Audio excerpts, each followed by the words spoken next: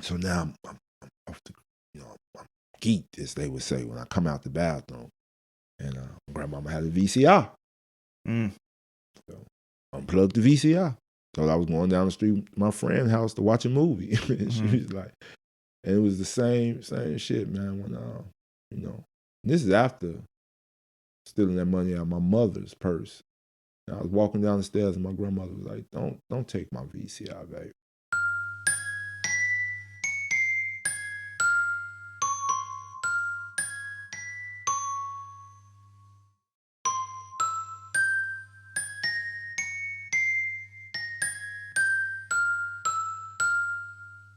All right. Welcome back to another episode of Tales from the Grips. I have a wonderful, wonderful friend on today. Last night I was thinking about it because I do my best thinking in the shower.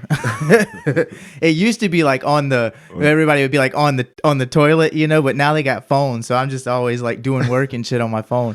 So now it's either the shower or the car rides, because I'm typically not on my phone too much in the car.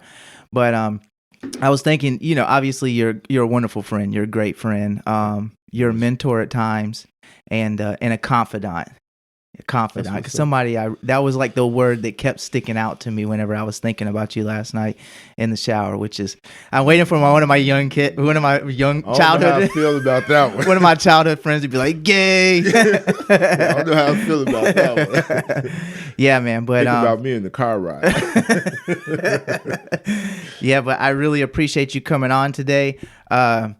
I would give a word from our sponsors, but we don't have any sponsors yet. So today's sponsor is actually the podcast. So if you like what you're hearing, if you're enjoying the content, please let us know in the comments, and make sure you hit that subscribe button, because a lot of people are actually watching, but not everybody is subscribed. So I do that a lot. I don't know what that's about. I watch something, people say subscribe, and I like it. I even go back, but I don't know what it is. 'Cause I think when you have to subscribe, then you have to sign in, and it's more work kind of just to watch. If it was a simpler process if you just could hit subscribe and you don't have to go to it, back and sign in to and do all the stuff you have to do, I think more people would get more subscribers. So that might be something you want to.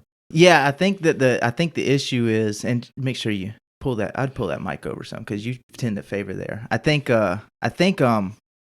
what it is a lot of times, when you click a link, it's like that. Like it takes you, even though I have the app on my phone, when you click a link, it like pulls you into the internet interface of YouTube as opposed to the app. Where on the app is, if it pulled you right into the app, you could just hit subscribe easily, Or some people aren't in this the population of people that's been watching so far, this probably folks. Over 50 old folks who ain't really good at that. Like, I'm gonna watch, but I don't know how to subscribe. I have Joe on, which by the time this podcast comes out, Joe will already be, but I had to set his ass up a Google account and everything. You're going to subscribe to this motherfucker. But anyways, man, it is a pleasure. It's always a pleasure seeing you, because you don't live here in Jacksonville anymore. We talk all the time, but I really am glad to have you here on the podcast, and hopefully we can hear a little bit about your story today. So I give you guys Ishmael. Man, thanks, man. Yeah, you've always, it's a rare treat to watch someone come around and then watch their development, watch their growth, and have that. So you become all those things you said to me, about me. You've been a mentor at times. You've been definitely a confidant, and I see you more as a little brother because I'm older than you. So kind of took you under my wing. I remember when you first got here, you asked me to, hey man, where you shop at? Take me to your store. I was like, no, I don't do that. I don't want nobody dressing like me. But I was like, yeah, come on. I took you over there. I think you got a few things. That was right before the red and white dance. You remember that? Oh, yeah. And you and Chester went in the white suit and the red.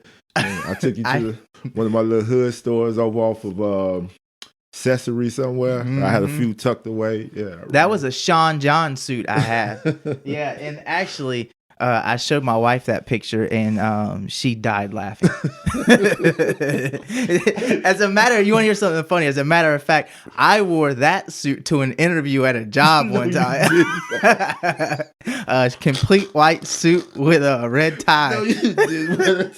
Did you get the job? I did get the job. Really? I did. They were desperate. Yeah. But it's been a pleasure, man. You matured. You matured. You come around here. It's like you were a kid when you came around here. And Speaking to the mic. you were a kid when you came around here, and it's like we had a lot in common because I was pretty young when I was 25 when I got here, like a couple of months before my 26th birthday. So it was so to watch you, just everything you did. I've been able to witness that, and that's a beautiful thing to watch people come around and watch their growth and development and who they become. So it's we've shared some. I think I might even shed a tear in front of you once or twice. And so yeah, it's a great relationship, man. And I was excited to hear you doing this, and here I am. Came down to. I appreciate it. It's no problem. I definitely want to hear a lot more of your story than my story, but coming in as young as I did and losing my parents at such an early age, my father at 11 years old and my mother disappearing when I was 6 years old. I definitely yearned for father-like figures and mother-like figures when I got here, and it was a group of men, one being you, in the fellowship that kind of like made up for that for me earlier on, and provided that like male role model figures in order for me to grow as a man. And I really appreciate that from you and quite a few others in this fellowship that had been a part of that. That's what's up, man. That's what's up. Yeah, appreciate it. Yeah. Can you take compliments well? I do and I don't. Mm-hmm.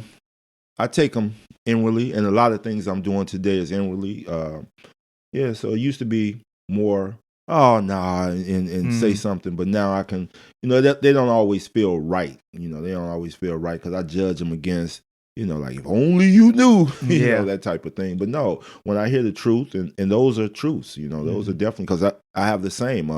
I look for a lot of male role models, and because my father was my biggest role model up until about 10 or 11. So when he left, I was, running around, found a whole lot of the wrong ones and put them in my life and taught me a lot of different things that weren't correct about manhood. And so getting here, I had to shed those, and I found other men who those same type of relationships, and I pay homage to them as much as I can, still have relationships with them. So yeah, I definitely recognize that. You lost your father at 10? No.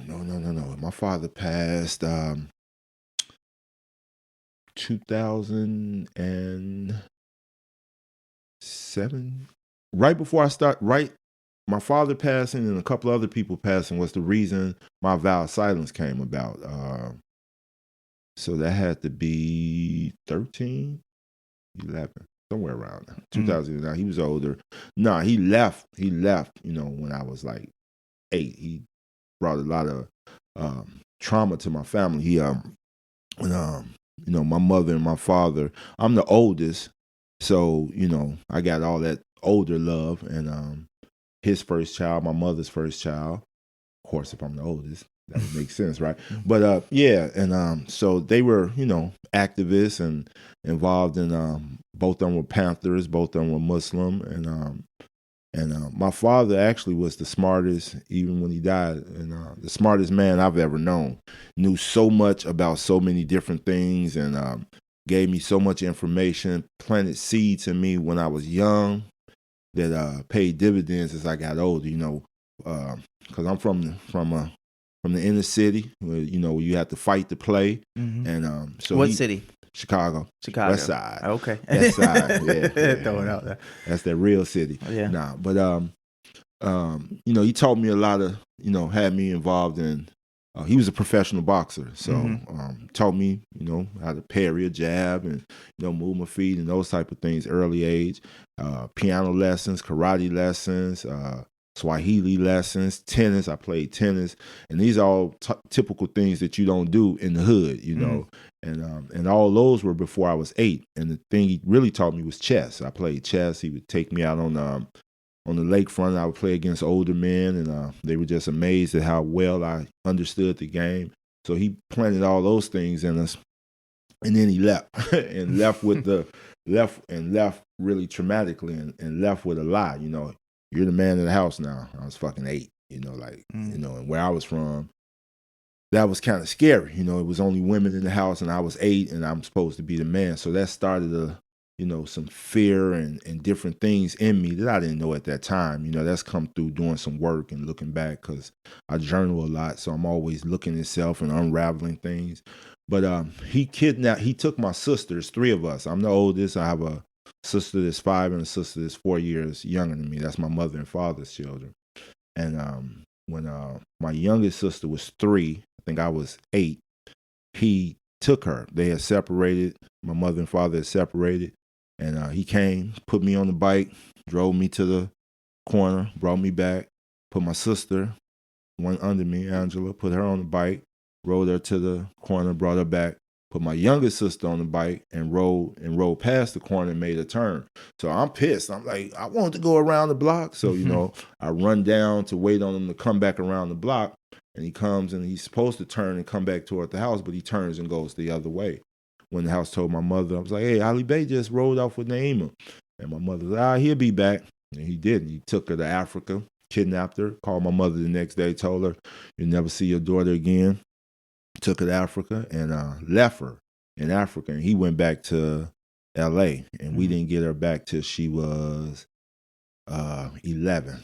And he took her at 3. And so that caused a lot of fear, a lot of anxiety.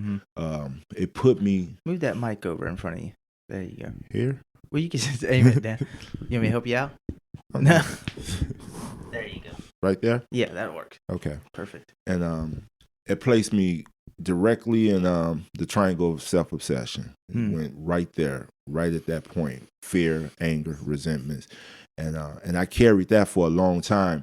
And so fear is not a real healthy emotion to show when you're from the inner city, because it's like being a shark in water and you bleeding. You don't want to bleed in the water around other sharks.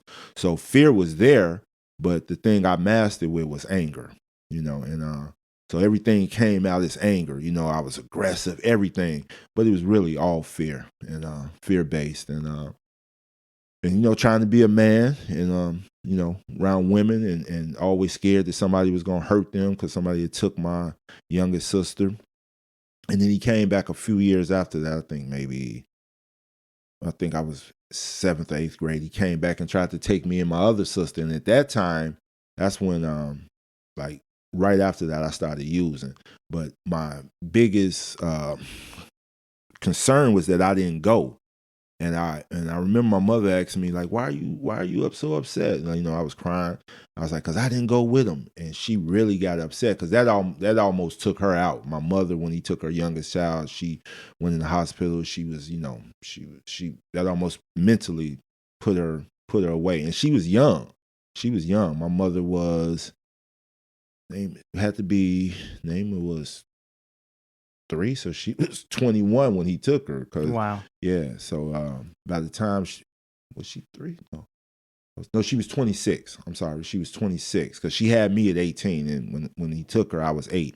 So she was 26, and it really hurt. But she asked me why I was crying, and my thing was I didn't go with them. And I thought if I had went with them, I could have found out where my sister was at and brought her back home. Because that's, we never forgot we had a sister. Now, everybody else around us in the neighborhood, kind of forgot, because they didn't really know it. We had just moved in that neighborhood maybe a year before he took her. So most people didn't know us as the 3 of us. They just knew me and my sister, 5-6 years later. And so I was hurt because I didn't go and bring her back. And it was right after that, found a joint in my mother's, I said I wasn't going to say that because I don't want her to see this, but that's where it started. She had a little cookie can, and, I was a rambler, so I was in her room rambling and opened the cookie can up, saw the joint, and she always smoked. You could always, never in front of us, but you could always smell that aroma coming out, and we knew what it was. I think I was in 8th grade, and I found a joint, and I didn't know what to do. I, put it in my pocket, and just so happened that same day after we got out of school, my best friend who just passed not too long ago, God bless the dead, came to me and said, "Hey man, you want to smoke a joint?" I was like, "Yeah." And he was like, "Yeah." And we went down in the basement and smoked, and I never stopped smoking after that. It just unlocked. And the one thing it did do was the anger resided just a little bit, just a little, where I wasn't always afraid or angry, And so that's what we did. But I love the title of your podcast. It's called In the Grips, and I thought about that. Tales from the Grips. Tales from the Grips. Yeah. My bad. Tales from the Grips. Tales from the Grips, people, not in the grip. Tales from the Grip, and I thought about the grips, and normally for us, the grips is our disease after we started using what the drugs did to us and the places it took us.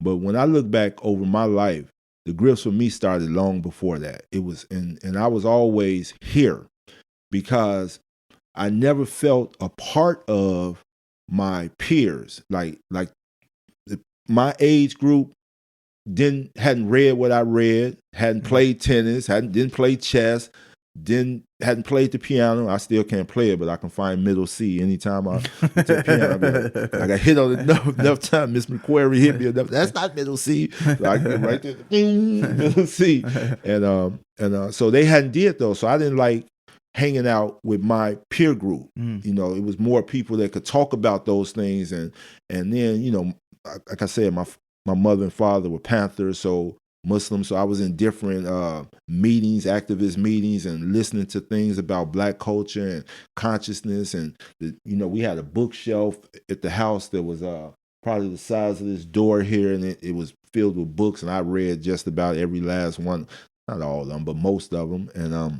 And I know that I dated this girl. I don't know if this is relevant to you, but I know that I dated this girl, and a Black girl, and her mother was a teacher, so she spoke very proper, right? I guess you would say proper. She spoke English, right? And but she said she got made fun of a lot when she was younger because of that, because for speaking, not speaking with slang and stuff like that. And I don't think I've ever spoke proper. I know how. I definitely know how, but that's a thing, where I come from, or where she was at in the inner city, achieving educationally was looked down upon during my generation. That was systemically, it was done for a reason, but we didn't know it. And so you didn't want to have that nick. That was like a nick, and it was going to put the blood in the water, and people were going, "Oh, you know how to read. Oh, you know how," and I would actually act out in school so I couldn't read, because my mother, young mother, had me at 18. So by the time I hit kindergarten, I could read and write. I should have probably got promoted to 1st grade, because I could actually read. Like, I could not make out the sounds. I could read a book and I could write my name. And so I always tried to not be that person, because it was going to I saw what happened to the real smart kids at school. They got picked on and talked about. So I wasn't going to be that person. But my test scores always tested out the water. And but now my homework and the work I did was below average, because we were talking about arrogance. I always felt like I ain't got to do homework. I just give me the test. Why I got to do the homework? And that's how I kind of proceeded through life. But so I think I was always in the grips, man, in my feelings, in the way I thought, in the way I, viewed the people around me. And the only time that I felt connected around them is if we were getting hot. Now, every now and then there was one or two that would pop up. One of my real good friends, he was older than me though, James. He was a good chess player, super intelligent, but he got picked on all the time, like a lot. So I watched that. I didn't want to be him, but he was the person I could go when it's just me and him down in his basement. Life was good, because he had a stack of comic books. He could tell me all the characters. We like the same type of shows, MASH. We sit up, play chess for days. But when we walked out his house, James wasn't my friend. But he was, but he wasn't. So I was always in the grips. And but never even thought that drugs had anything to do with it, and because I just smoked. That's all, and so by the time I hit high school, uh, we were using our little crew. It was 5 of us. James was a part of it. 2 of them have passed. James is in jail for a long time, so it's just me and Red left, and we used every day. And I'm talking about we bought back in the day. We bought a $7 bag of marijuana, half a pint of Bacardi rum, and a 6-pack of Miller Dry every day, every day, every day. That was between 5. So who gets the extra one? Extra beer. We go back and get another. We go back and get another 6-pack. We go back and get another 6-pack. Yep. But yeah, every day, man. Every day. I remember one time we showed up. I met my best friend, and it's so funny that all my first stories, like when I met somebody first or when I did this first, they all had drugs in them. My first day of college, I was sitting on the steps just watching people walk by, and this guy walked by and said, like, and that was it. That was it. My best friend, who I called my brother, we rode the same bus to school for almost 3-4 months. Never spoke to each other. See each other, walk to school together through the park. Never really spoke. And then one day he said, "You smoke?" Yeah. And we've been brothers ever since. And same with Durrell, when I told you with Lil Rock and asked me that day when I stole the joint. So I remember one day we were on the lakefront, and we pulled out, like, we had cups. We weren't, it progressed into straight out the bottle, but this day we had some plastic cups. We had a chaser, some 7-Up, the port, Lowenbrow, the top beer at the time. And I remember it was some older guys standing out there, like in their 30s, and, they had work shirts on. And I remember they looked over at us and was like, "Man, y'all doing it." And this one guy said, "Y'all have no clue. Like, if y'all doing this at 16 and 17, where do you have to go?" And I'm going up, but the truth was it was down, and my disease continued to progress. I literally talked about Dr. Jekyll, Mr. Hyde. I did that real well. Went to college, went to the military, and but my use was always there. It never took over. Mr. Hyde will show up sometimes, tear some shit up, or is it Dr. Yeah, Mr. Hyde will show up sometime and test some stuff up, and then go back in, and Dr. Jekyll will show back up and do the right things. And then I remember when Mr. Hyde just like, he ain't coming. Dr. Jekyll done, bro. We ain't playing with him no more. This is what we gonna do. And that was a long year.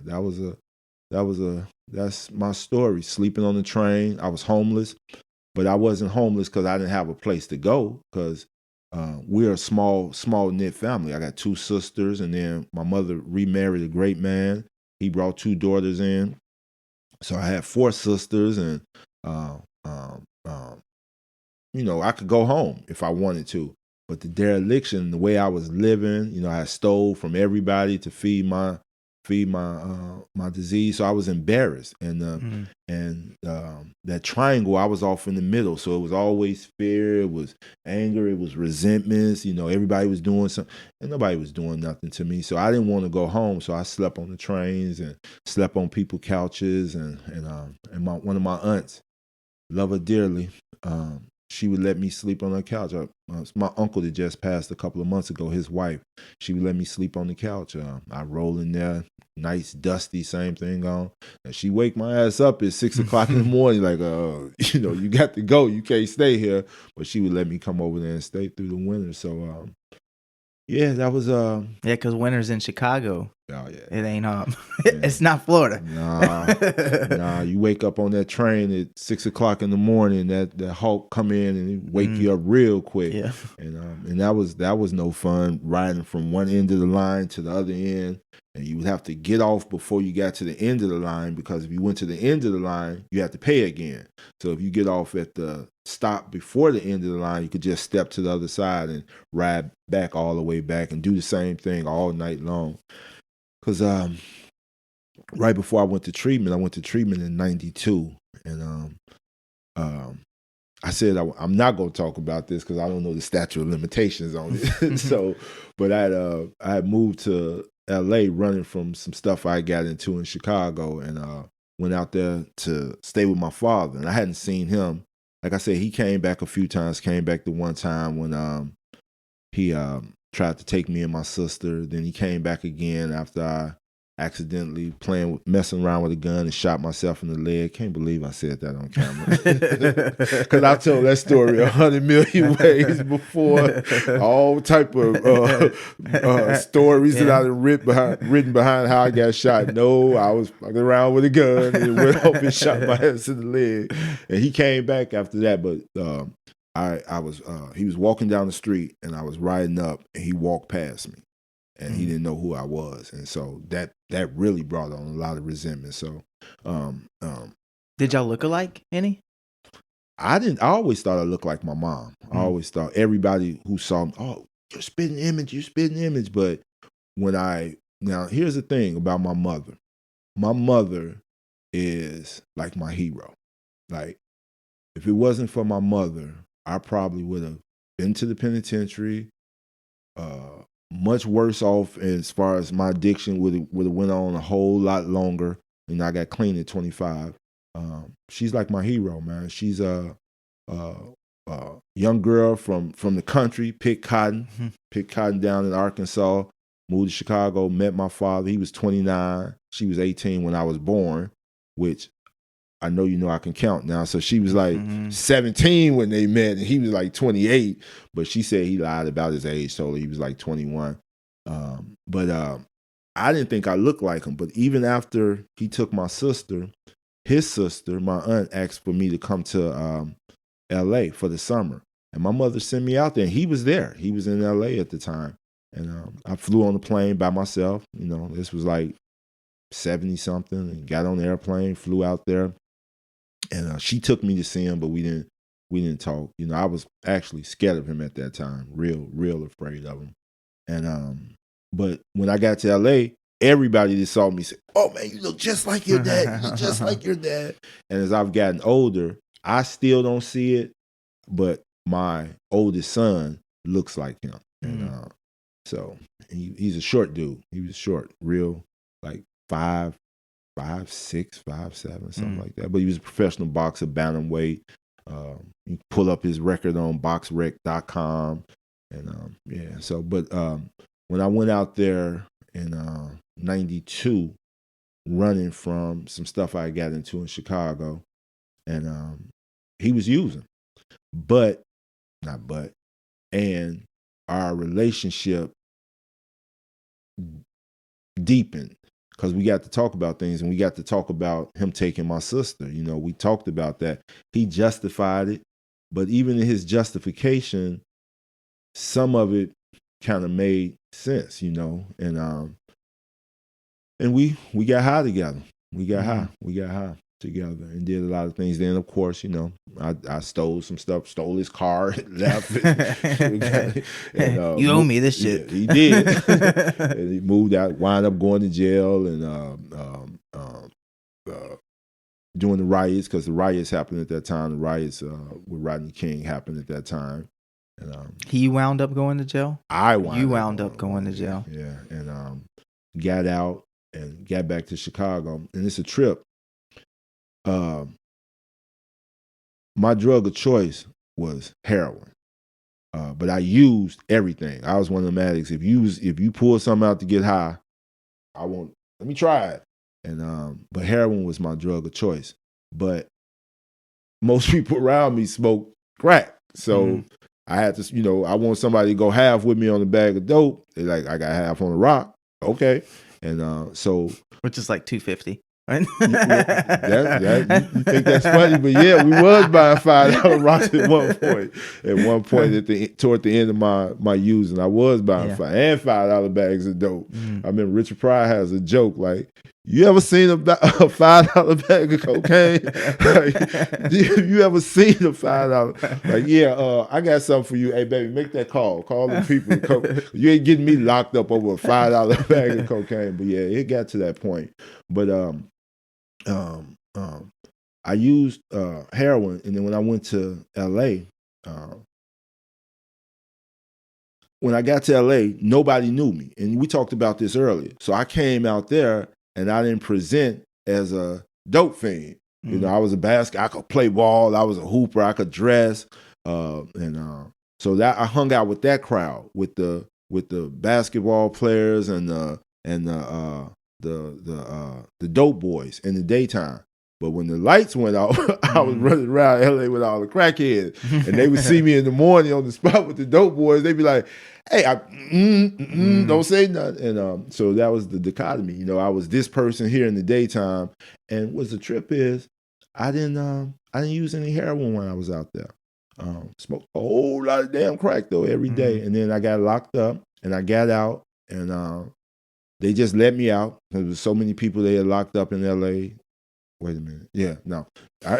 There was so many people they had locked up during the riots that they just was letting us out. So when they let me out, I jumped on the plane and flew back to Chicago. And my disease was waiting on me like it was like it had a sign at the airport like it was a limousine driver like, Ishmael, you're back, come on. And my partner picked me up and drove me straight to the dope spot, and it didn't stop. It didn't stop. And that's the year that oh my God. But 92, my grandfather passed, my mother's father. And by that time, she wasn't letting me back in her house because I stole so much. But he had passed, so, you know, now you come home, it's the repass. And we all there, and I'm getting dope sick. You know, I could feel it coming, like I'm getting dope sick. And, you know, I looked in her room, there's a whole bunch of purses on the bed. I popped in the room. I didn't know who purse I was going in. I was just trying to find some money. And it happened to be her purse. And she walked in while I was yeah. And it was like slow motion, man. It was like I don't know if music was playing, but the music stopped and you heard the scratch. And I do remember her going, like I remember the look in her face. And it's kept me clean a long time. I remember the look in her face, like, what are you doing? Like, and she didn't say it like that. And she, you in my purse, my father just died. And she was crying. But I was dope sick, man. And I was not thinking I'm giving this money back. I had $40 in my hand and I was leaving. Like, if I had to jump out the window, I was leaving. Yeah. And so we were just standing there staring at each other. And my uncle came over, her younger brother. He put his hands on her shoulder and he moved her to the side. And I just walked out. And then I really had to use, you know, because now the talk in my head, you ain't shit, and the pain and this, and it was bad. It was real. It got real bad then. And so the house that I grew up in on the west side, my father bought the house when we moved over there about 7 years old, and he laid it out. It was a 4-bedroom. We had 2 baths, but we never used the basement. But it was a nice house, really nice. So that's what kind of kept, you know, we didn't have to pay mortgage because my father bought the house and then did all the work on it. And it was a really nice house. But we had moved. My stepfather came and he had moved out, and that house had become like abandoned. We had rented out. And so we would use there. We would go over there and use, you know, I break in, or maybe I had a key, but we used. So right a couple of weeks after that whole incident with my mother, we were there getting high. And the sun came up. And I was sitting in the room that used to be my bedroom, sitting on the floor. And there was a rat on the side, running on the side. And I like came to. And I'm sitting in this room and I looked around, and this is the room I grew up in. And it just, I promise you, it seemed like it had just been overnight. Like I had been 13 and then I woke up at 25 sitting on the floor, getting high. Like same shit I had on for a week. And I was like that was really surreal. And I just got up and walked outside, and everybody was on the porch, and I sat there. I asked my partner for a ride. He said, yeah, I'll be right back. I'll come right back. And he left. He didn't come back. He might have came back, but I got up and walked. I walked from there to my mother's house, which was like about 10 miles. It took me a few hours to get out there. And I knocked on the door, and she came to the door, and she just was looking out like, like I had to be a monster. White lips, you know, walk 2 hours. It's December. And she opened the door, and she was sick. She had the flu, and so she was all bundled up. She said, "What do you want? You're not coming in my house." And I was like, "I can't stop." She said, "You can't stop fucking what?" "I can't stop using." She looked. She opened the door. She talked a bunch of smack. And I sat down on the couch like, whew. Yeah. You know, like, and it's funny. She just walked in the room, closed the door. My youngest sister, the one who had been back, who's my second like hero, and then my third one is my youngest sister, and then some men after that, my first sponsor, and then Gil, but she was like, "You hungry?" I was like, "Yeah." She said, "I'm gonna run you some bath water." I said, "Okay."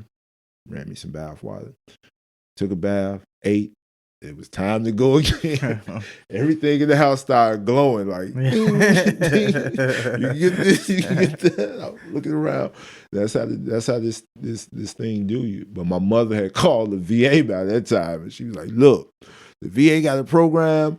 You're not staying here. You need to go there." And that was December 24th.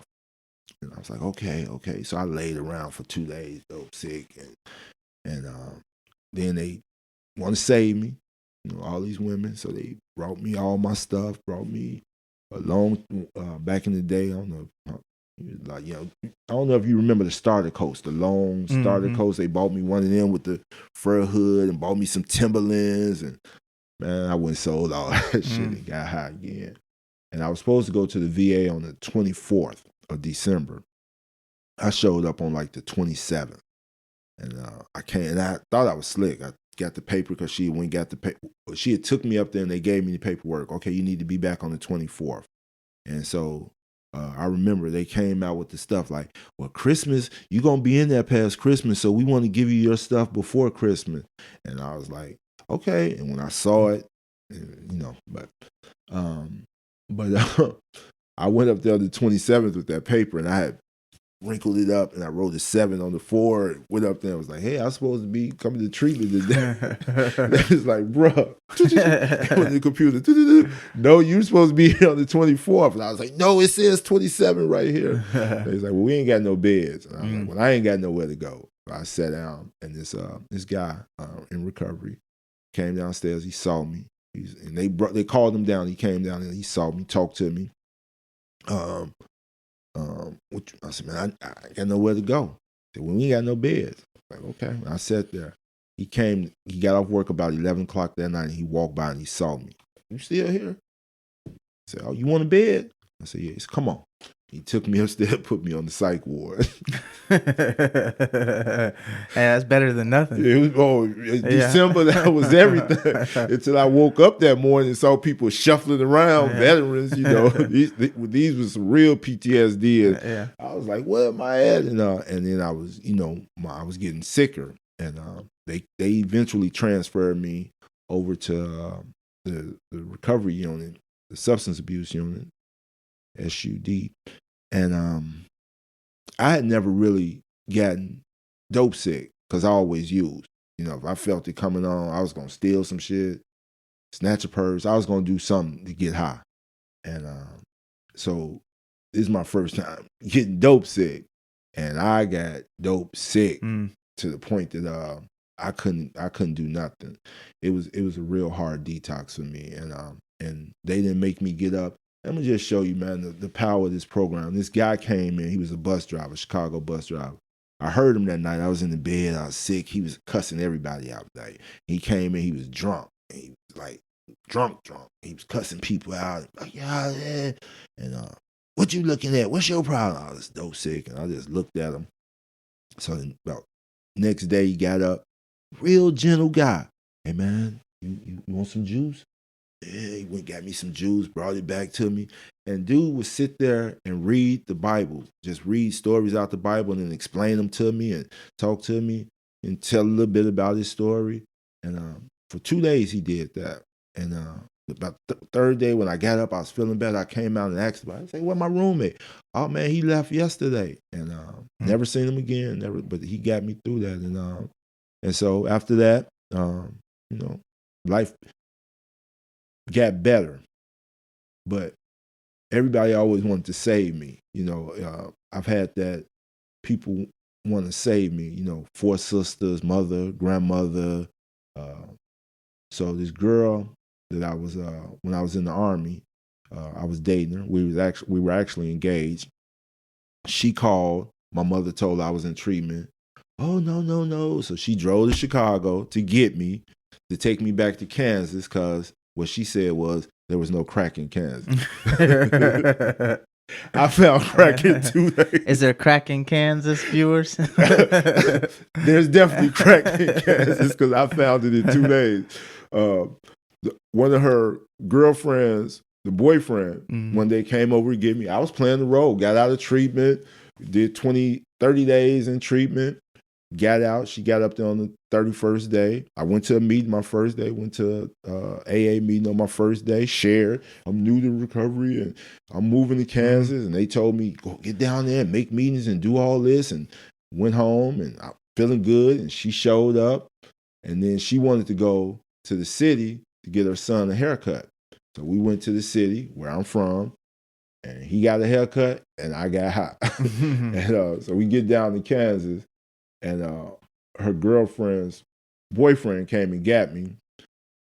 Hey, man, come on, ride with me, man. So he was riding, but he was hitting corners, and the way he was turning, the dope fiend in me was a dope fiend activation. He hit a corner, and he wasn't like, pull up to the stop sign, turn. No, he was hitting the corners. Boom. Get to the next one. Boom. So it was that feeling. I got that feeling. He pulled. He said, I'll be right back. And he jumped out the car and left. And I looked around. Uh-oh. And he came running out the house and jumped in the car. I'm dropping you off. I mouth all twitching. Next day I asked for the car and I was hitting the corners. I hit a corner, hit a corner, hit a corner. There's the spot. And 2 days later, she was like, you got to get the fuck up out of here. Where you want? I'll buy you a bus ticket. Where you want to go? And she bought me a bus ticket. And I went sold a bus ticket and got high. So I was in Kansas, homeless. Found somebody. She let me move in. It's just the grips again. And then I came back to Chicago. My grandmother's, the guy she was living with at the time, he passed. And I came back to help her out. That was what I was coming back for, to help my grandmother out. And I came back. Now, the whole time I was in Kansas, I smoked crack and I drank, but I never used any opiates again, never used any heroin. And when I got back to Chicago, my disease was waiting on me again at the Greyhound bus station. This time, like, hey, see you back. Come on, let's get back. But I never used any opiates again. I got back, and my grandmother's house was always my sanctuary. Whenever I would, run for days, get high, I wouldn't even go to my grandmother's house. Like, I would go to my auntie house to spend the night, but I wouldn't go to my grandmother's because I didn't want her to see me like that. But she asked me to come back. She said, hey, LC died. Can you come back and help me? So she had her mother, which was my great-grandmother, living with her. And she had her brother, my uncle, living with her. So I came back and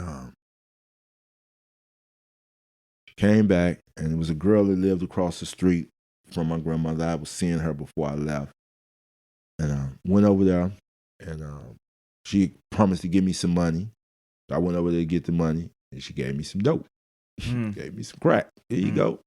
You can get some money off of that, can't you? And I was like, yep. And I went back, and I went into my grandmother's bathroom, and I did not want to use. And I went in her bathroom, and my great-grandmother's room was right across from the bathroom. I think she was on a ventilator at that time.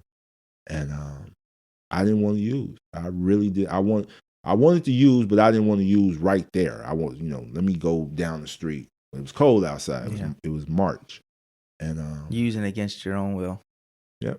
I was in the bathroom and I was like, I do not want to do. I mean, I had the dope on the floor. I was sitting on the toilet stool. Did my best thinking there too. Nah, I was sitting on the toilet stool thinking myself into another wrong action, but I was sitting there and like, God, and I said, it was my prayer. It was a silent prayer. I said, God, I don't want to do this. And I used anyway, against my own will. I smoked crack. And my grandmother must have smelled it and said, what are you doing in there? I said, oh, I'm smoking a Black and Mild. And she's like, that don't smell like no Black and Mild to me. And I came out, and that's why, I've always considered myself a thinker. Like, I could think of a master plan in here, and then I can write it down. And I like to write. I got books, journals, short stories. And, everybody tell me I should publish them, especially when I let them read them. And but crack always did something. It made my mind go so fast that I couldn't catch up with my thoughts. And so I'd be running on action. Whatever we want to do, let's do it. Let's rob that old lady. Let's go. Let's go. But when I did heroin, it slowed everything down, and that's why that was my drug of choice. So now I'm off the, I'm geeked, as they would say, when I come out the bathroom, and grandmama had a VCR. So unplugged the VCR. So I was going down the street to my friend's house to watch a movie. And she was like, and it was the same shit, man. When this is after stealing that money out of my mother's purse. And I was walking down the stairs, and my grandmother was like, "Don't take my VCR, babe. I'll be right back. Went down and got high all night, but I did go get the VCR the next day. Did some other shit to get some money. Went, got it out of pawn, brought it back to the house, and that might have been the closest time I thought about really that I didn't need to be here no more. I was in the triangle. It was done. I was on the couch, and it was like, man. And I had been going to church when I came back from Kansas, and after we buried LC, I've been going to church with her for her to give me the little $40 to put in the collection plate so I could go get high. Because that's what I would do. I would put nothing in the collection plate and undo that tie. She let me borrow a car because I came to church that day and spoke to all her friends and smiled, and then I go get high. And that night, my best friend, when I called my brother, he had went to treatment. The same time I went to treatment in December, and this was the next March. And so he had 3 months clean, and I answered the phone, and he had that, that narcotics, that thing. Hey, what's up, man? Yeah. What's up? How you doing? Yeah. He said, he said, I heard you went to treatment. How you doing with that? I said, I drink a beer every night. Just came off a run the night before. Like, yeah, I drink a beer every night. And he started like, he said, that ain't how it work. You know how it work, but I really didn't. And even when I went to the VA for those 28 days, NA came through with the H&I, but the guy was funny. That's what I remember about him. He told his stories was like, he was hilarious, and they took us to outside meetings here and there, a couple of AA meetings, I ain't hear nothing. I did remember I was a sleazy, greasy, dope fiend, addict, alcoholic, slime. I had a whole long speech that I said was an ander. I was both of them. I really didn't have an understanding of what this thing was. And even though in treatment, I was a treatment star. I wrote plays, and my mother would come up for family day, and we meet with my counselor, and my counselor was cool. She passed, Lenora. I remember telling her I didn't want a woman counselor. And she was like, why you don't want a woman counselor? Because women always want to take care of me and do things for me. And she said, nah. And she stayed in my ass. Lenora stayed in my ass. And she was real good. She was a great counselor, really good counselor. Helped me, even then, pull out some things in me. But yeah, so he called me. He asked me to meet him at a meeting. He said, hey, man, why don't you meet me at a meeting tonight? And I was like, all right. Now I thought I was going to the meeting so we could get back into, because that was my crimey. That was my, we did the thing. That's what I was. Your road dog. That was my road dog. We was going to do the damn thing. So I waited around. And I hadn't got high. I got high that night. Stole the VCR. I came home 2:00 that morning. My grandmother showed back up from church. Hey, mama, can you drop me off at a meeting? And she talked about me so bad all the way to the meeting. You a burden on me. That's why your mama don't want you over there. You over here sleeping. And I was just going to the meeting. And, I had $2. $3. And bus was more than $2 to get back. She dropped me off at the meeting. Probably ain't going to a meeting. Dropped me off. And I went in and bought me a loose cigarette. And I was standing out smoking the cigarette. Didn't know the meeting was at the hospital. So I was standing there smoking a cigarette, and these two guys walked up. They came in the store, and they came out, and they were talking. And they just had a glow about them. One of them had a long leather coat on, and one of them wound up being the guy who would eventually be my first sponsor. But I saw him, and I just started following them. They got to the front desk. They signed in. They walked off. I signed in, walked behind them. They turned the corner. I wait because I didn't want them to see me because I was dusty. Ooh, I was dusty. And I looked, went around the corner, went another corner, looked around that corner. When I went around the third corner, they were gone, but there was a door that was open. And I walked into that door that I haven't used since that day. Wow. And that was March 28th, 1993. And I walked in, I sat down, didn't know what to expect. I'm looking around for my brother. Let's do that, man. We gonna do this thing. And they did the readings. And two things. I heard the clarification statement, which solidified me into the 12-step program that I use to maintain my recovery, which is, I guess, Narcotics Anonymous. And the clarification statement, when I heard it, it unlocked everything for me. It let me, like, I wasn't crazy because everybody said my father was crazy, because he was a professional boxer. It did this trauma. I wasn't a bad person. I had a disease. I wasn't an alcoholic and an addict. Cocaine wasn't my problem. Heroin wasn't my problem. Crack wasn't my problem. It was addiction. And the clarification statement just in that, I think I may have memorized the clarification, and I still know it. I could say it right now verbatim. But I think I may have memorized it that night. When they read that, I heard all other readings from Who's an Addict all the way through. But when they did the clarification statement, I was sitting there like, wow. Fucking addict. I have a disease of addiction. And it started making sense. Like, I started seeing everything from the military, from getting kicked out of college, from high school, everything. I was like, damn. Sitting there like that meme where it's like numbers all in the air and you're like putting shit together. That was me. I was like, wow. And then they did the key tag system. I had never heard the key tag system. Chicago, I'll take you to a meeting in Chicago. Now, nobody do the key tag system like we do it. I'm serious. It's a show. And so, with our white key tag, anybody can get up and get the white key tag. It's not just for people with newcomers. It's anybody that wants to surrender just for that day.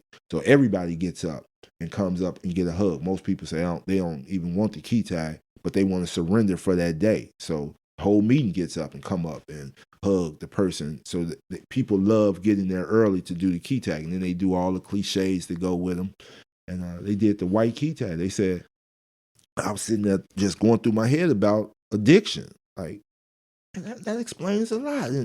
And the white key tag, and this for anybody that is willing to try to stay clean just for the day. And on the back, the last three letters spell out try. So this is just for the day. The last three letters spell out try. For anyone that's willing to try it just for the day. And the thought hit me. I was like, damn, I ain't got her all day. I take one of them and the room exploded. Yeah. Like almost scared me when I stood up there. Hey! I was clapping, keep coming back. He don't use it. Doing that cliche. And I sat down, man. It was like I had won a gold medal, man. I was sitting in my seat looking at that key tag and excited. Like I wanted some more of whatever that was that had just happened. Like, wow. Yeah. Look at this. And then they broke up into 3 groups. So my brother's, I'm still looking for him. So I'm sitting in one group. And then I hear him sharing behind me. And I turned around and looked, and he was shining like knew he was standing up. He was dropping it. Like, whoa. And so after the meeting, man, I was just on fire. Hey, what's up, man? He said, you need a few dollars? Ego. Like, nah, I'm good. I'm straight. I'm good. I don't need no money. I didn't even have a way home. Right? I knew my grandmother was coming back to get me. I was going to actually walk. And my cousin, her husband pulled up. He worked at the hospital. Hey, what's up, man? You need a ride? Yeah. So I jumped in the car with him, and his sister was in the car. And I was so excited. She was using the time. I was so excited about the meeting that she was like, all that help? I was like, yeah. She's like, you going again? I was like, I'm going tomorrow. She said, I want to go. And I said, all right. And she wound up buying me my first basic text. Wow. And we went to the meeting, and there was I remember getting the meeting schedule and looking at this meeting and said, there's no way there's a meeting here. I didn't walk past here every day getting high for forever. There's no way there's a meeting there. It was a meeting there in the basement, and met the people who saved my life, man. Went down to that beach, and the same thing happened. I got up to go get a key tag, and they did the exact same thing, and they did that for the next year. That they would holler and clap, and I got lucky. You know, I got a sponsor. I got somebody who worked with me early on who was engaged in the program. There's a group of us that went, and we're still close. All of my man Wendell, he was one of my sponsee brothers. At about 4 months, I had a job. Finally got a job. Still sleeping on my grandmother's couch, but I was doing the damn thing. Now I was going to meetings. Hooked. Yeah. Line and sinker. Yeah. Tell you how hooked I was. My sponsor dropped me off at the house one day. I've been going to meetings about 2 months straight now, 3 months maybe. He said, all right, man. He said, pretty soon, he said, you know, you've been doing the thing. He said, pretty soon your family gonna be saying like, them people down there got you brainwashed. And he said, but just remember this, your brain needed washing. I was like, okay, that's cool. All those little jazzy sayings. Yeah. But check it out. I go upstairs. My grandmother in there wash the dishes. I come in there. I want to share about the meeting. I had the meeting, and they said this, and they were saying this. And she said, them people ain't doing nothing but brainwashing you down there. I was like, I just smiled, turned around and went up to the room. Boca pulled my basic text out of my hand like confirmation. I was like, that quick. It happened just like that. Yeah, man. So recovery was good in the beginning, man. I wasn't working. I could go to meetings 3 times a day. And, you know, our meetings in Chicago are 2 hours long. It would be a morning meeting, 7 to 9. You go mess around and go get something to eat and go to another meeting 1 to 3, go do whatever, then go to another meeting that night 7 to 9 every day for 90 days for 6 months straight. And the bonds that I built at that time, we had a sponsee group, powerful sponsee group of men that cried with each other, talking about our children, talking about, man, it was really. And then I got engaged 9 months later because everybody told me not to. You know, you can't take. But recovery was good, man. It was changing. And so what was changing, like drugs was always kept me trapped and made me feel connected, not kept me up here. But in the beginning, it was about, you know, my what I shared was all those stories, you know, taking my mother this, stealing this. But that was just surface. That was all surface. And so what has happened is the grips is gone. Like, I don't know when it left, but I'm not in the grips anymore. And even when I do fall back in there, because I can, because my feelings, that's what, you know, I've learned that most of my using surrounded how I felt.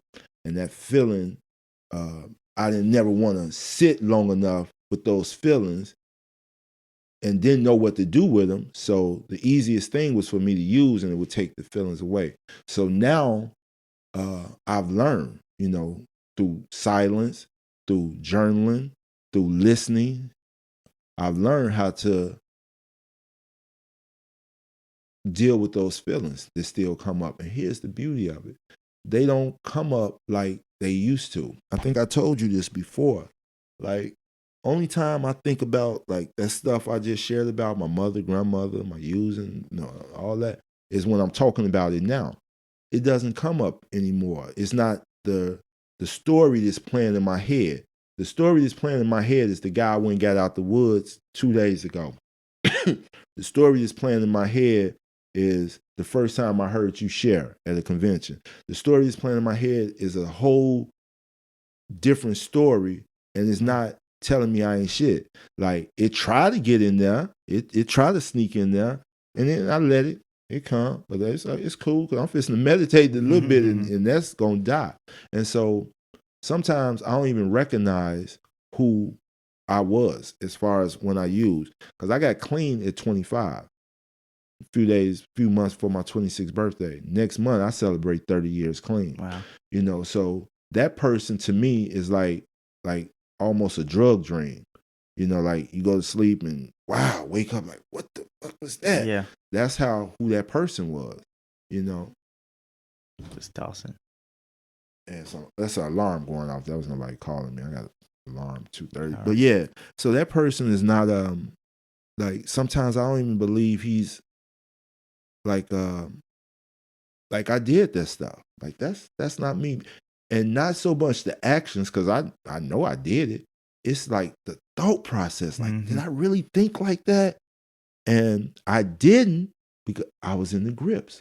The grips had me. So that's the type of thinking that I had to do within that grips to be okay.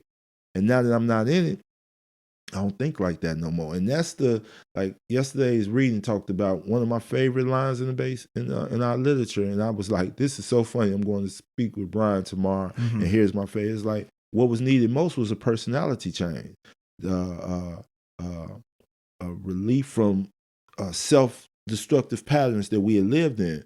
And personality is a hard thing to change, man.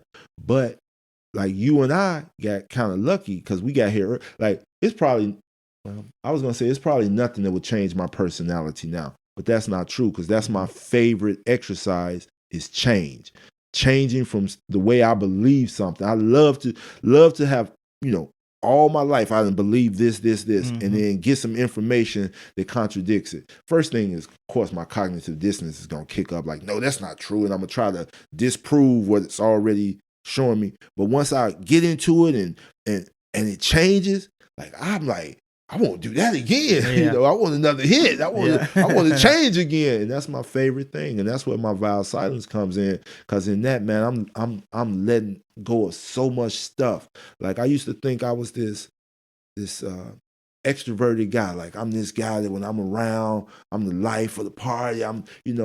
But I don't even like that, man. I like to be. I want somebody else to be the life of the party. I want to be there, and I want to sit back and enjoy somebody else being the life of the party, and I can sit back and enjoy the party and that type of thing. Have a conversation over here, and that's who I am. That's who I've always been. But fear, anger, and resentment wouldn't allow me to get outside of that, and replacing those things with love, faith, and acceptance has and silence has made such a difference in my life, man. So I'm not in the grips anymore. You want to tell the people, because everybody I know, and I know about the vow of silence, but what do you do? Oh, yeah. Somebody asked me that last night. Who asked me that last? Billy. Oh, you it's that time of the month, huh? You get ready for you That time of the year. Yeah, that time of the year. That time of the month. You get ready to shut it down. Not share. I said, you don't have anything to do with our program. But I've always gift the gab, most addicts. I could talk. My report card from 2nd grade to 8th grade said talks too much. Yeah. Class clown. I wasn't so much. I was a talker. Yeah. She was gonna be studying. I did this. I didn't figure it out, and it's done. So now I want to talk about that time I flew on the airplane by myself. Nobody believed me. They don't let kids fly on the airplane by themselves. You lying? I'm like, I'm not lying. I flew. Now I'm lying about the pilot let me come in and pilot the plane. That's a lie, but I flew by myself. But I always talk, man. And Kahil Gibran said, in talking, much of thinking is half murdered. So if you just talking to be talking, you ain't really processing. And so I did that a lot. But me and my first wife had separated 2007, and we separated in July, so it was August, and I to get over something, I got under something, or put somebody under me, I guess, and started dating this girl from down in DeLand. I don't know if you remember her, Janelle. She passed. She started dating her that August, and then I started dating this other girl that September. The other young lady was this Muslim sister from Egypt. She was stationed here out of NAS Jack, so we used to mess around there. I just told I was cheating, but anyway, yeah, we messed around when I was married. That's probably why I separated. But anyway, probably, probably that's one of the that's one of the many reasons. But yeah, so Khalud and I got back in touch with each other, and then so now, So my first sponsor, well, not my first, my second sponsor, the man who took me through the steps, who actually turned me into a man who reminds me so much of my father. He's like my father. Zaid, he is so funny. He had come to Jacksonville. His niece was in the Navy. Something happened with her son. He ran out in the street or something. So he came down here to get the son. So he came to stay with me. And he was at my house. And I was dating Janelle at the time. And Kalu was going to fly in on a Monday. Janelle lived in DeLand. So she came up here. She came up here on a Friday. She was going to leave on Sunday, going back to DeLand. And then Kalu was flying in on Monday. I had it all planned out. And you know they say, if you want to make God laugh, make plans. So me and Janelle went out that night. You were there. You were there. We all went out. We all went down to the landing. It was you and what's her name? The short girl. What's her name? We went to the comedy show. Anyway, one of your many before Your Beautiful Wife. But we were all down there. It was a lot of us. It was Ryan and Vanetta and Steve and Maria and me and Janelle and you and I don't know. Oh, black girl? No, little short girl. I don't know. I don't know. Short girl. What's her name? You know, but they were all short. Okay, well, yeah, she was cool. She was in recovery. I can't think her name, but we were all there. And my phone died. So Zaid had been calling me all night. So when I got home, me and Janelle, on Saturday night, we went to bed and got up that morning to pray. Zaid Muslim too, so we made salat. And he said, hey, man, I was trying to call you last night. I said, yeah, my phone died. He said, so you ain't check your messages, huh? I said, no. He said, and I had a house phone. He said, check your messages. Just tell me. He said, you know your friend is coming? I said, yeah, she'll be here Monday. He said, no, she'll be here today. And then he just started laughing because he had a funny laugh. I was like, what you mean she'll be here today? I went because Janelle wasn't leaving till that night. I go to the phone and she called an earlier flight. Hey, baby, I'll be there today if my flight lands at 10 o'clock or 11 o'clock. So he said, 5:30 in the morning. He said, what you get ready to do? Going back to bed. I went back to bed. I got up. It was a lot of drama.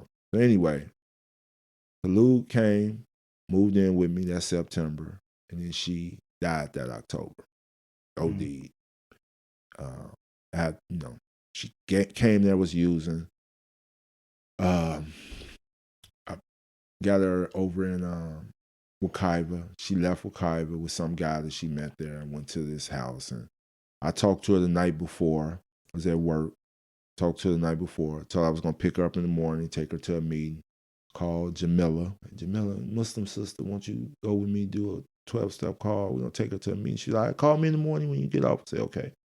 Get home that day, shower, call the house. Hey, let me speak to Kalu. They was like, hey, man, I'm sorry to tell you, we found Kalu dead this morning. I'm like, what? And I remember Curtis, Ryan, and Uma came over. And she has a twin sister who is my sister. I love her, Jahan. And I had to call Jahan and tell her that her sister had died. And we had devised a plan. I was like, man, I can't make this call because I was distraught. Really just got down here. And she was on those Xanny. She was eating them like candy. And when she went to treatment and got clean, detoxed for a few days and got out, and she went right back to him. And but we devised a plan. I was gonna call her and I was gonna say, "Hey, you talk to your sister? Call over there and see how she's doing." That was the plan. So I called her. Hey, you talk to your sister? And she said, "Why?" That wasn't part of the plan. Why? I was like, well, I'm just asking if you talk to her. And she said, "Why, Ishmael? What's wrong? What's wrong? She's gone, ain't she? She's gone, isn't she?" I was like, and then she let out this shriek. And then when I picked her up the next week, because she came down so we could bury her, I pulled up in the airport. She was standing in the exact spot that her sister was standing in when I picked her up from the airport. So that was the first thing. And then 6 months after that, Janelle passed. And then 6 months after that, my father passed. and at that time I was hitting the steps hard, and I was working, meditating. Something just kept telling me to be quiet. Like, you need to be quiet, man. You talking too much. You need to, you these engagements with people, and they're leaving. Because when I got to Chicago, when my father passed, I went up because they said he was going to pass. So I went up, and my grandmother asked me that night when I got off the plane, "You want to go see your dad?" And I said, "No, I'm going to a meeting. I want to go to a meeting." Mm-hmm. And I went to the meeting because I wanted to share. I went to the meeting, I shared, and my father died before I got to see him. Mm-hmm. And so some just kept telling me, be quiet, man. You need to be quiet. I kept reading. Everything I was reading, any meditation book I opened up was about silence. And usually around this time, you see I post a lot of them. And a lot of those were the things that I was reading at that time. And so I just said, I'm gonna try to be quiet. I'm gonna just stop talking until. And first year was, I fumbled through it and talked here and talked there, and still trying to go play ball and practice a vow of silence, but I can't call a foul. Oh, he ain't talking. Foul. I thought you were supposed to be quiet and all that kind of stuff. So that's where it came from, and then it just grew into something else. It became a spiritual undertaking. It's a discipline. It's a real discipline, and it weeds For out. Sure. It weeds out the people who are my tribe, because the people who are my tribe can hang with me, be around me, and we can hang out, and I don't have to say anything. And it's not, after the first year, y'all all like to play with it, and it was a novelty for everybody around me. Oh, you're not talking. I'm so glad you're not talking. And all, you had a million jokes, but we've hung out. We've done things together. We've gone out, and I haven't had to talk. And we've been able to communicate almost at the same level as if I was, and that's not even with me having to text or write anything down. Me and Ryan hung one time. Me and Ryan was hanging one time. I had hurt my back while doing my vow of silence. Ryan came, picked me up, and took me to this therapist. And the physical therapist was blind. So we got there. So Ryan was doing my talking for me, he's here to do, he hurt his back. He's here for therapy. And then she came out, she was blind. Ryan was like, man, I think this would be one of them times you be okay to talk. Because I'm not going in there with you. It was real funny. But yeah, me and Ryan have hung out, and, I point to my mouth. He's like, "Oh, you hungry?" Like, "Yeah. What you want to eat?" And, burger. And somehow, I could just sign and we go do it, and we hang out, and so it starts March 1st, and I do it right up, and I know why people think it's my clean day, because I do it right up until the day that I got clean. But 27 is also a spiritual number. And, 27 spiritual principle, our 12 and 12 plus the 3 indispensables. That's what I was taught when I got here. So that's spiritual number, and 27 shows up in a lot of ways in my life. So, I do it from the 1st to the 27th, and I love it, man. It's a couple of years ago, I went to a silent retreat up in Chicago, and it was everybody there. Everybody. Nobody talked. It was on a monastery. People walk by in the morning, they pat their heart, throw their hands up, nod. We at dinner, eating, people smiling. It was beautiful. It was really. It does sound awesome. It was. It definitely sounds intriguing. But I learned not to say I can't do that around you, but I don't have the willingness to. It is fascinating to me, though, but I just don't have the willingness to go there yet.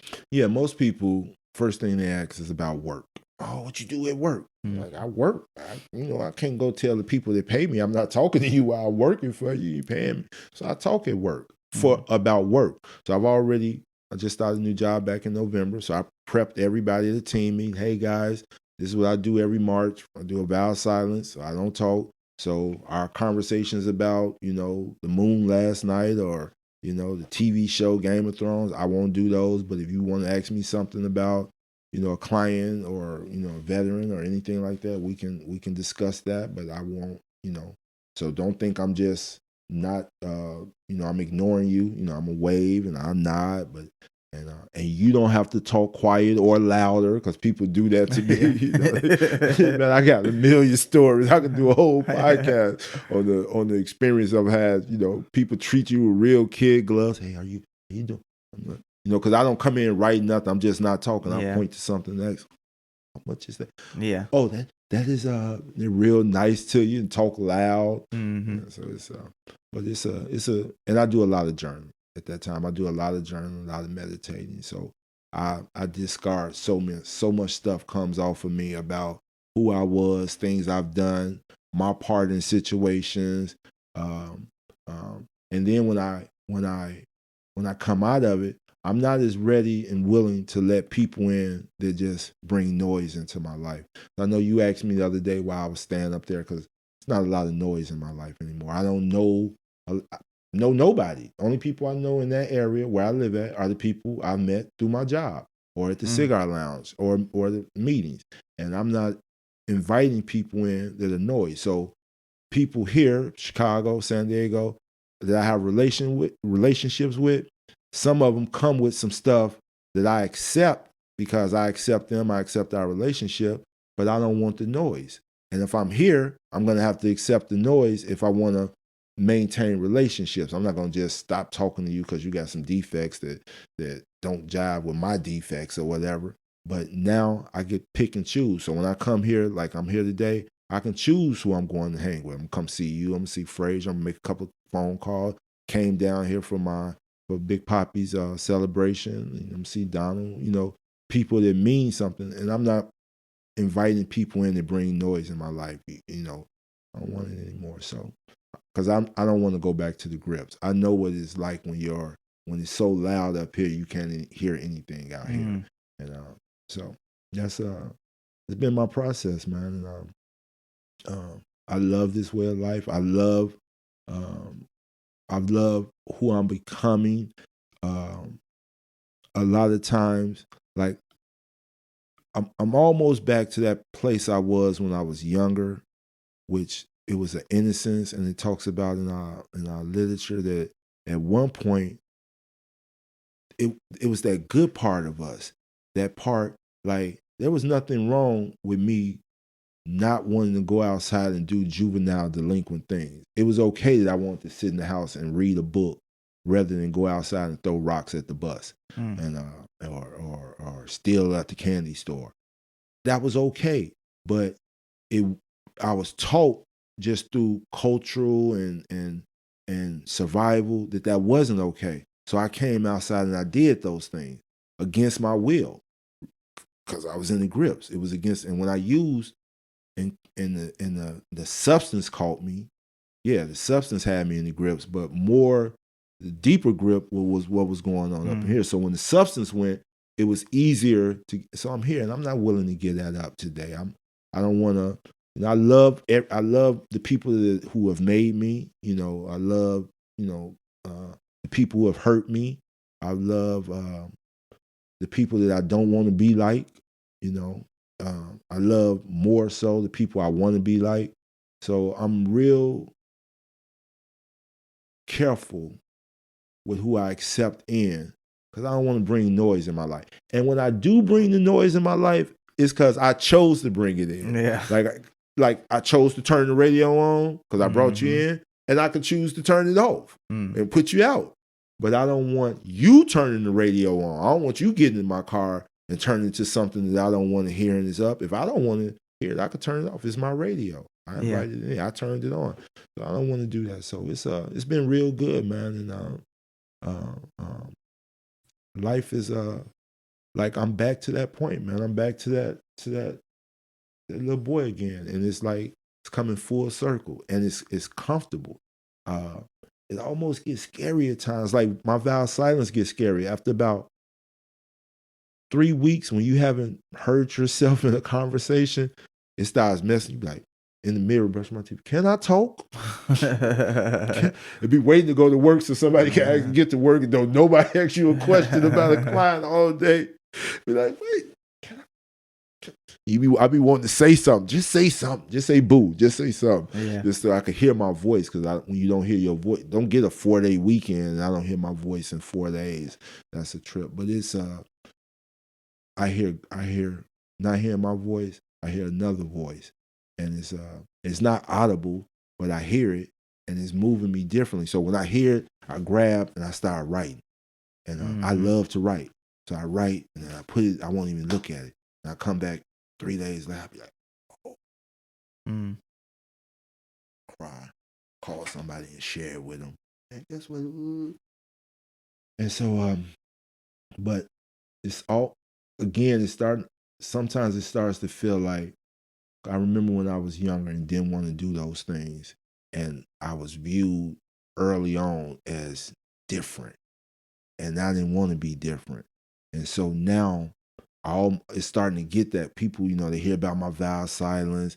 I'm alone, but I'm not lonely. I'm alone by choice. I do things by myself a lot, and I hear, like people in my home group. I show up to my home group. I don't share because like ain't nothing going on. I can share. I share. I could cross talk if y'all want me to just talk about what you talked about, but I don't need to. I come here because I like the atmosphere of recovery. I love, and so every now and then I just share a little bit of me, but I ain't got no drama going on, man.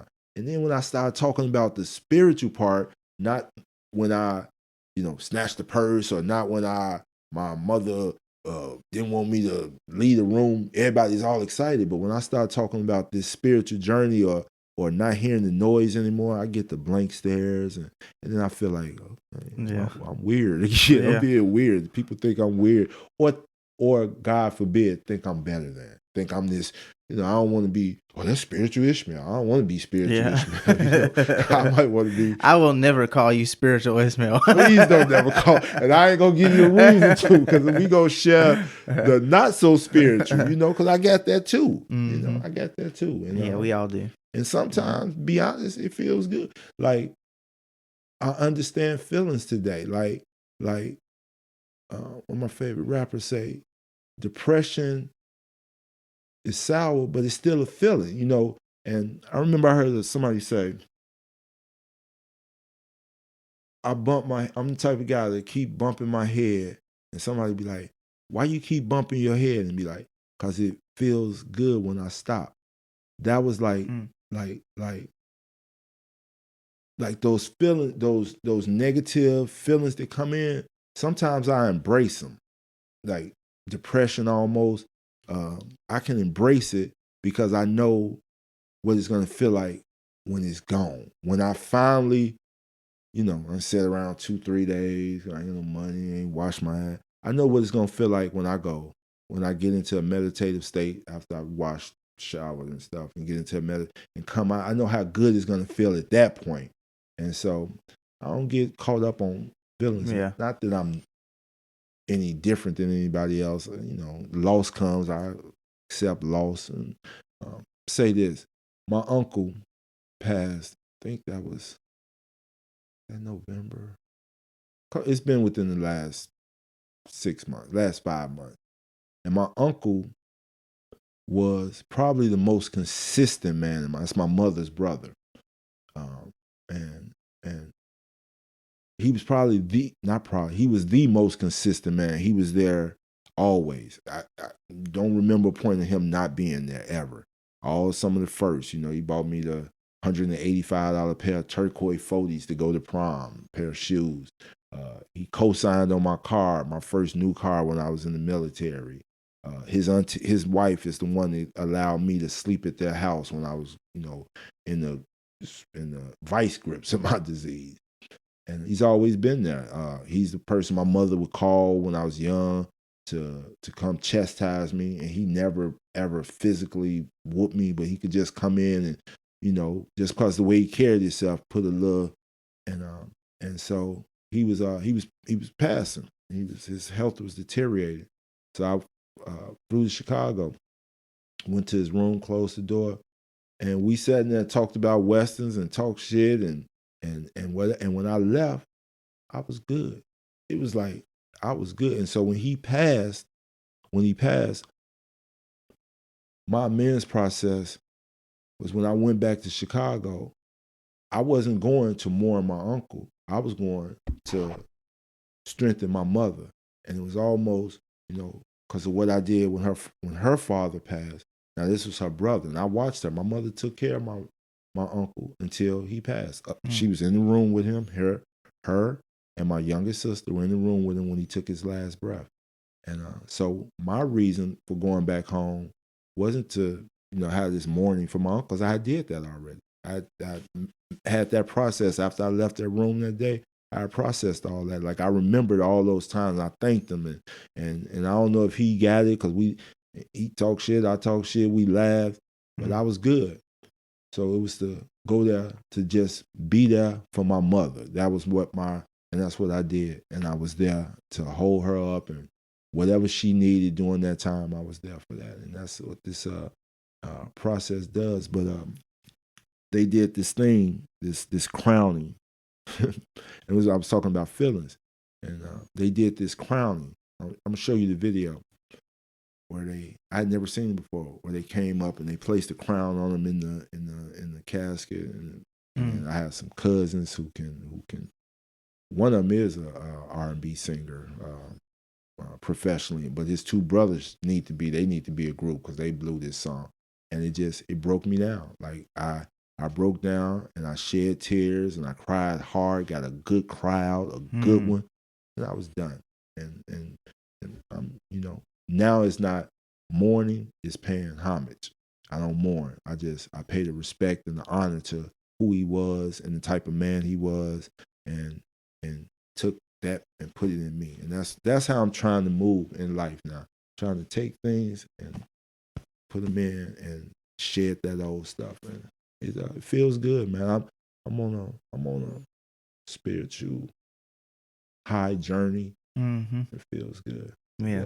It does. So, and this was therapeutic coming to do this. I could talk a lot, but I don't want to say something that when I'm watching this, be like, damn, I shouldn't have said that. You already said a couple things. I know. It's gonna be, because my ex-wife gonna be, I knew it. I knew that dirty bastard. Yeah, I still got some stuff to make amends for. But yeah, I'm grateful, man. Appreciate you. Yeah, always. It is always a pleasure. We have these conversations all the time. I already know if I call you, I'm like, all right, I can't be making those stops. It's gonna be a conversation. But we have these conversations, and it's always a pleasure. Yeah, I talked about, and I always like to share this story because it's I heard it before, but it became my story. Like, I told you about my father and what he did to my sister, and that is still reverberating through my family, because we never got family counseling behind it. Everybody did their own thing to find their own ways, and it damaged us. It was fearful. My sister gone, and and he took her, so she woke up one day and he wasn't there. He took her to Africa. He was there like 2 weeks or 3 weeks or something. And she woke up one day and he was gone. So that. And then my sister, who's the middle daughter, she wanted to know why he took her and why he didn't take her. And all of us are dealing with my mother, everybody. And but still, man, this dude was the seeds that he planted in me, those things that I told you about, those things that he gave me early on, they're the reasons, that and my mother's guidance, love, unconditional love. But whenever I think about my father or the men in my life, who my uncle, who guided me, I think about this story about that little boy that wanted to play with his father. That's all he wanted to do, because if he didn't get to play with his father, he was going to be in the grips up in here. So he always wanted to play with his father. And one day he was, Dad, come play with me. And his dad was too busy doing whatever he was doing, reading the Quran or watching a boxing match or whatever it was. And Dad said, hold on, son. So he looked around and he grabbed a book off their bookshelf, and it was an almanac, and he opened up and he found a picture of the world, and he tore the picture out, He tore it up into little pieces, put it in a paper bag, and he shook it up and he gave it to his son. He said, "Here, go put that together. You put that together, we can play." And he went back to doing whatever he was doing, studying, reading, whatever. And the little boy went in the room, and in 5 minutes, he was back out with the picture. Boom! Mm-hmm. Like, got it. His father was amazed. He was like, "Whoa!" So he stopped what he was doing. He said, "Son, how did you do that so fast?" And his son said, "Dad, it was pretty easy." He said, "On one side was a picture of the world." He said, "But on the other side was a picture of a man." He said, "I put the man together, and it seemed like the world just fell in place." Mm-hmm. And that's what's been happening with me today, man. I've been putting this piece of me together. World ain't hostile no more. It don't owe me nothing anymore. It hasn't taken anything from me. And the pieces are falling. And the more I put the man together, I could see the world, and so my world is good today, man. So That's an thank you. incredible story. I like it. Yeah. Well, thank you very much for coming on the podcast. Always love and respect. Hopefully, we'll get a few more of these in after some time. So I really appreciate you coming on. Appreciate you having me, man. Yes, sir. Love you, man. Love and respect. Yes, sir.